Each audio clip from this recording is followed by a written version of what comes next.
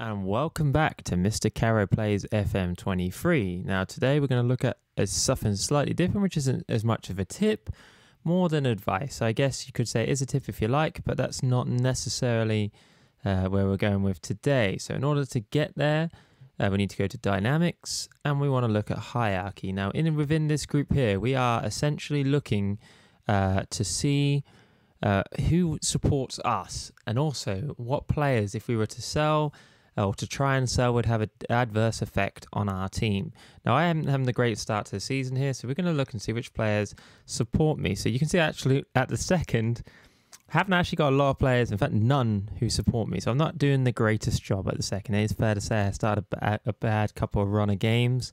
I had like Roma, Inter Milan, etc., all in a row. So I had some very hard games, Juventus in the mix as well. So you can see, looking at this, you've got 11 players that oppose you. Now, the interesting thing about these 11 players was a lot of them are not in the key dynamic group. Now, if we look at here, the team leaders, now you wouldn't want 2 out of your 3 team leaders to oppose you. This would be a bad combination, and as you see, highly influential player there as well. But as you get down, most of the players that oppose me at the second are in that kind of other player section. Now, arguably, if you're going to have players that oppose you, that would be the one section that you could kind of get away with having.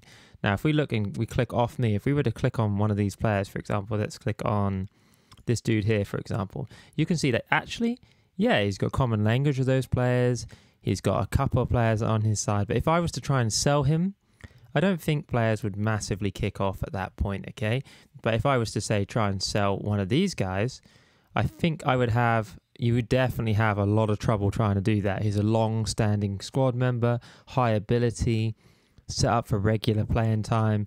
If you were to try and sell this player, you would have maybe some backlash from your team, and that's kind of what you're trying to avoid. And the same with these guys up here. If you look at him again, another player, a lot of players on his side, a lot of players. If you were to try and sell him, again, you would perhaps have a very hard time to do that. So essentially what I'm trying to get out of this video is it is worth looking at your hierarchy. It is worth not just accepting that this is the case, is to go here, look and see who are in these groups, because you may want to change the kind of dynamic of your team, which is great. If you take over a new team, you might want to do that. You might want to get some fresh thoughts, etc., etc. But it is worth knowing who is supported by the masses in your team, because they are the sort of players that if you say wrong them, for example, you don't offer them a new contract, you're going to have those team meetings that you don't want to have. There's ones where you really can't kind of do right for wrong, so to speak. I've had them before in this game where you don't want to offer someone a new contract because maybe you don't want them to stay at your club, but then the whole team revolves around you, and then suddenly you're kind of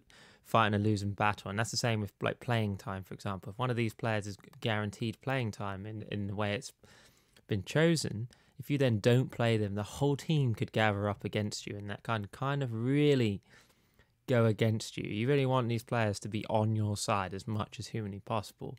If you like this video, please give it a like and subscribe. Hit the notification for more videos. Thank you very much. Goodbye.